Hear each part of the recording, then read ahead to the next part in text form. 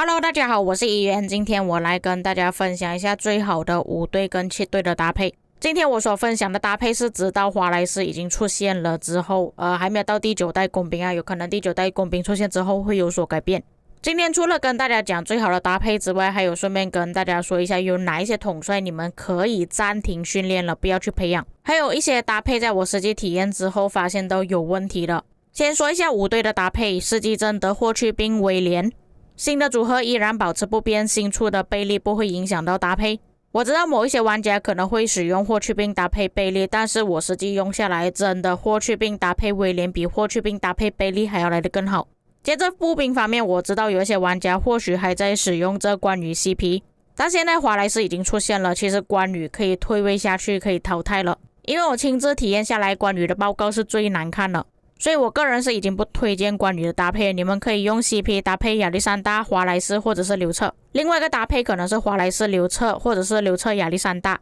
这就看各位怎么去选择了。当然你也可以选择刘彻、亚历山大，然后 CP 搭配李成桂。因为我所推荐的5个队伍搭配呢是没有包括李成桂的，所以你们也可以用李成桂搭配步兵。你们可以选择 CP 华莱士、刘彻、亚历山大，或者是华莱士、刘彻、CP 亚历山大，又或者你已经有关羽的情况下，就用关羽搭配 CP 继续使用。最后一队工兵推荐诸葛亮搭配海尔曼而已。当然我也知道现在还是有玩家在考虑着到底要不要去培养海尔曼，你们也可以用诸葛亮搭配李成桂，但是这个队伍搭配是真的很慢，被打死掉的风险很高，所以我个人其实不太推荐这个组合。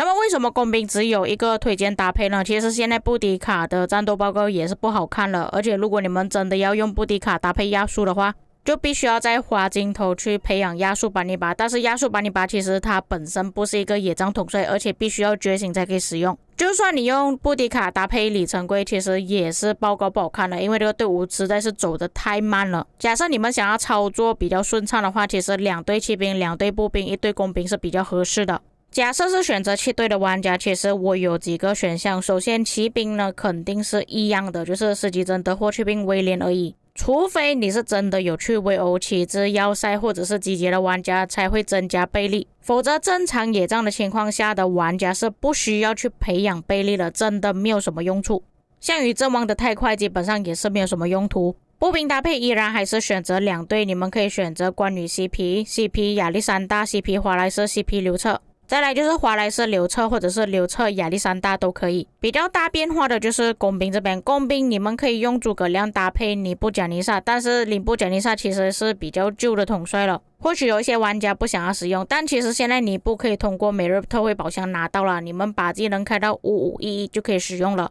至于海尔曼其实也是不需要觉醒啊，你们把技能开到5551其实也是足够了。当然其实也是可以选择布迪卡、诸葛亮或者是诸葛亮、李成桂，但是这2个选项我都不推荐，主要原因还是速度上面的缺失，所以我个人是不推荐这个组合搭配。第2个工兵部队我推荐海尔曼、李成桂，这里我已经推荐了6个搭配组合。当然如果你们要选择第7队的话，骑兵、步兵、工兵其实都可以弄出多一队出来。骑兵方面就是项羽、贝利，步兵就是关羽、萨尔贡，工兵就是布迪卡搭配亚述巴尼巴。但其实我所说的这3个选项其实我都是不推荐的。严格来说这3个选项其实都是可以使用，但是出去之后的报告其实都不太好看，可以说这3个选项只是凑合使用而已。我个人其实比较推荐用远程，所以6个队伍的搭配你们可以选择我前面所推荐的，然后剩下的1个队伍你们可以选择加查马达搭配贡萨洛。远程的报告肯定是比起我所推荐的那3个选项还要来得更好。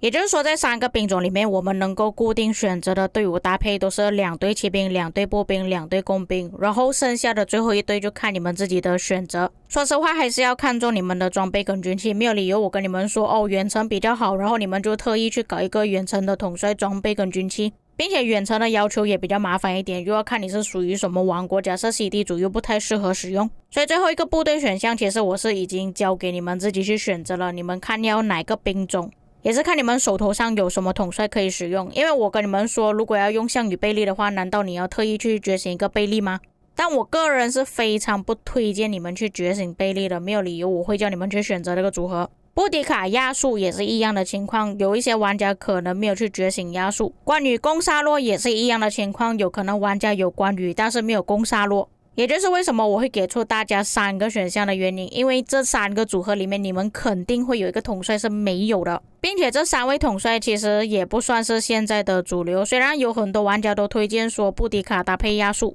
但我在这一次的 KVK 实际使用过布迪卡亚述出来的报告其实真的不好看，主要原因还是速度上面的问题，但是我是已经把布迪卡的装备鞋子提升到4等级觉醒了，但是依然没有办法弥补它行军速度比较慢的问题。还有一点就是考虑到淘汰的问题，像我之前有跟大家讲过，如果是骑兵方面的话，会比较容易被淘汰的就是威廉，但是要等到下次骑兵统帅出现呢，大概要等到明年的月中，大概5、6月左右，所以暂时性还是可以使用的，至少还是可以继续使用好几个月。至于步兵刚更新华莱士而已，所以暂时性不会这么快去更换的。而且我在之前的影片中有跟大家解释说华莱士值不值得去觉醒，其实是可以去觉醒的，你觉醒华莱士不会吃亏。对于你之前的步兵搭配可能是用关羽搭配 CP 或者是刘彻亚历山大来说，是有稍微提升 10% 到 20% 左右，并且考虑到之后步兵的走向，如果全部都是走重击伤害的话，其实华莱士还是可以继续使用的，各位不要太担心。再来工兵，诸葛亮是肯定会保留的，海尔曼也是会保留的，因为只有这2个可以用而已。里程柜大家都是在很早期就已经觉醒了，所以这个统帅不需要多做说明。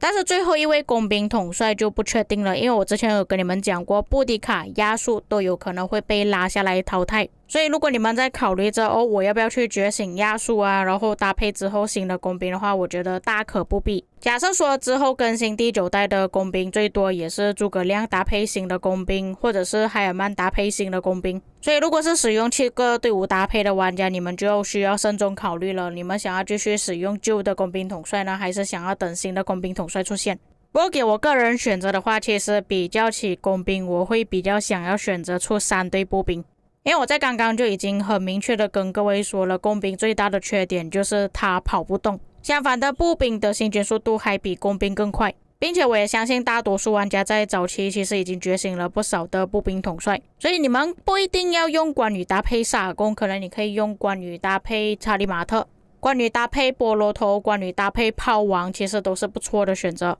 当然这里我所推荐的关羽组合也属于那些旧的玩家而已，如果你是新的玩家就不需要特意去培养关羽了。尤其如果你们是新的玩家，更应该要把镜头投资在正确的统帅上面，而不是旧的统帅上面。骑兵方面最保值的就是霍去病，真的至少还可以用多好几代。步兵方面先觉醒刘彻 CP， 后来才是华莱士。工兵方面值得培养的其实就只有诸葛亮而已。海尔曼你可以选择要觉醒或者是卡技能5551，剩下的工兵统帅暂时不推荐觉醒。以上就是我个人推荐的搭配组合，还有一些意见。当我使用这些搭配组合的时候是在先锋王国所以如果你们的王国在不同的组别可能会有一点不同。至于各位有什么看法，可以在评论区给我知道。我们下个影片再见。